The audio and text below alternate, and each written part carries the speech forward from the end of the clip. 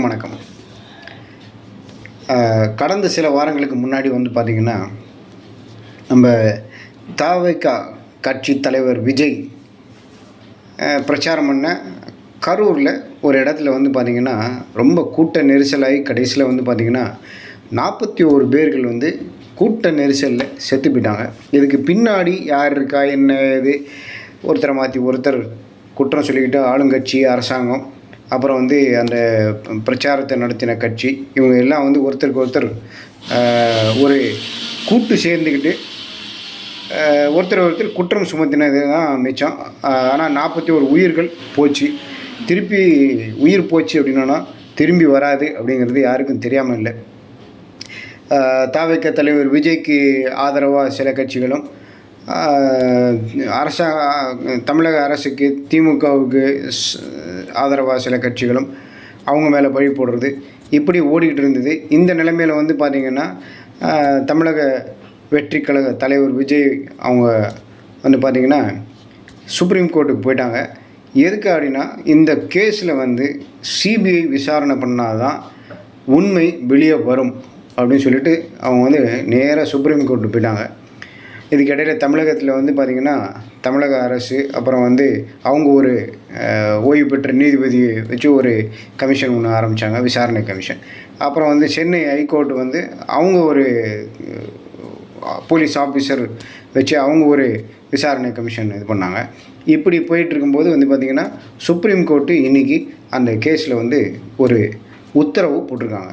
Case CBI விசாரிக்கணும் அப்படின்னு சொல்லிட்டு. அதே நேரத்தில் சிபிஐ விசாரணிக்கணும்னு மனுதாரர் தரப்பில் ஏதாவது மோசடி நடந்திருந்தது அப்படின்னா அதையும் நாங்கள் எடுத்துக்குவோம் அப்படின்னு சொல்லி ஒரு ட்விஸ்ட் வச்சுருக்காங்க. அந்த இடத்துல என்னவாக இருந்தாலும் நிறைய பேர் சொல்லக்கூடிய விஷயம் என்னன்னு கேட்டிங்கன்னா, இந்த விஷயத்தில் திமுகவுக்கு இது ஒரு பெரிய சவால், பெரிய அடி தான். ஏன்னா திமுகவிலேருந்து பார்த்திங்கன்னா, அவங்க தரப்புலேருந்து சொன்ன விஷயம், இந்த கேஸ் சிபிஐக்கு கொடுக்கக்கூடாது, தமிழக அரசே மாநில அரசே இதை முறையாக விசாரித்து என்ன உண்மைங்கிறது வெளியே கொண்டு வரும் அப்படின்னு சொல்லி அவங்க வாதிட்டாங்க. இருந்தாலும் அவங்க பேரில் நம்பிக்கை இல்லை அப்படின்னு சொல்லிட்டு சுப்ரீம் கோர்ட் சிபிஐ கிட்ட கொடுத்துட்டாங்க. சிபிஐ விசாரிக்கும். நிறைய பேர் என்ன சொல்கிறாங்க அப்படின்னு கேட்டிங்கன்னா, நிறைய கட்சி தலைவர்களும், பொதுமக்களும், அரசியல் விமர்சகர்களும் இவங்கெல்லாம் என்ன சொல்கிறாங்க அப்படின்னு கேட்டிங்கன்னா, தமிழக அரசு, அதாவது திமுகவுக்கு இது ஒரு பெரிய அடி, இருந்தாலும் சிபிஐ விசாரிக்கும் போது எல்லா உண்மையும் வெளியில் வரும் அப்படின்னு நிறைய பேர் சொல்கிறாங்க.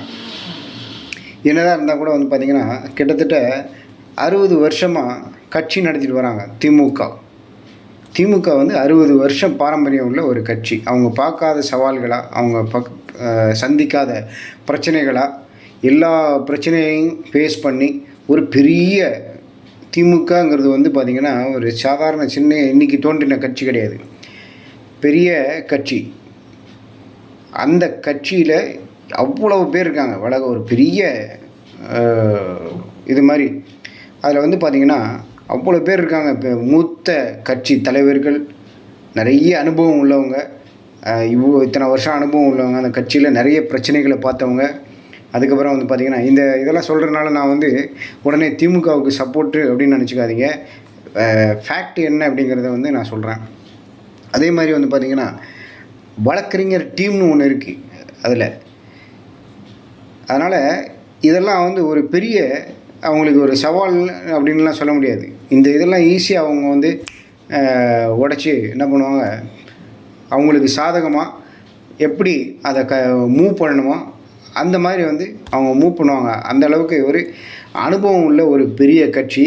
அதனால் இந்த கேஸில் விஜய்க்கு வெற்றி கிடைச்சிரும், தவிகவுக்கு வெற்றி கிடைச்சிரும், திமுகவுக்கு பெரிய ஒரு வீழ்ச்சி அப்படி இப்படின்லாம் இப்போவே நினைக்கிறதுங்கிறது ஒரு சரியான ஒரு இதுவாக இருக்காது, முடிவாக இருக்காது. போக போக தான் இதனுடைய இது என்ன, எப்படி இருக்குது, என்னுடைய விசாரணை எப்படி இருக்குது, எதை நோக்கி நகருது அப்படிங்கிறதுலாம் போக போக தான் தெரியும். அப்போது ஒரு பாதியை கடந்தாலே என்ன மாதிரி ஆகும் அப்படிங்கிறது தான் அப்போ தான் ஓரளவுக்கு அனுமானிக்க முடியும். அதனால் சுப்ரீம் கோர்ட் இப்போ உத்தரவு போட்டோடனே இதை வந்து திமுகவுக்கு பெரிய அடி இடின்லாம் சொல்கிறதுங்கிறது வந்து சும்மா ஒரு பரபரப்பை கிளப்பணும் அப்படிங்கிறதுக்காக, திமுகவுக்கு எதிராக சொல்லணும் அப்படிங்கிறதுக்காக வந்து சொல்கிறது, வேறு ஒன்றுமே கிடையாது. இந்த கேஸ் வந்து ஒரு பாதி நிலைமையை கடந்து சிபிஐயோட விசாரணையில் ஒரு பாதி கிணறுக்கு மேலே தாண்டின புறம்தான் இதனுடைய போக்கு எப்படி இருக்கும், முடிவு எப்படி இருக்குங்கிறத ஓரளவுக்கு நம்ம வந்து தீர்மானிக்க முடியும். இதில் உண்மையிலேயே வந்து பின்புலத்தில் வேறு ஏதாவது சதி கிதி நடந்திருக்கா, யாராவது இதில் வந்து ஈடுபட்டிருக்காங்கிறது அப்புறம் தான் தெரியும். இப்போவே நம்ம வந்து முடிவு கட்டுறதுங்கிறது சரியான இதுவாக இருக்காது. இருந்தாலும் தமிழக வெற்றி கழகம் தலைவர், அந்த கட்சி, விஜய் அவங்க நினச்சது சுப்ரீம் கோர்ட்டில் நடந்துருச்சு. அதுதான் வந்து விஷயமே தவிர, உடனே இதுக்கு வந்து திமுகவுக்கு பெரிய வீழ்ச்சிங்க நினைக்கிறது வந்து சரியான ஒரு இதுவாக இருக்காது, முடிவாக இருக்காது.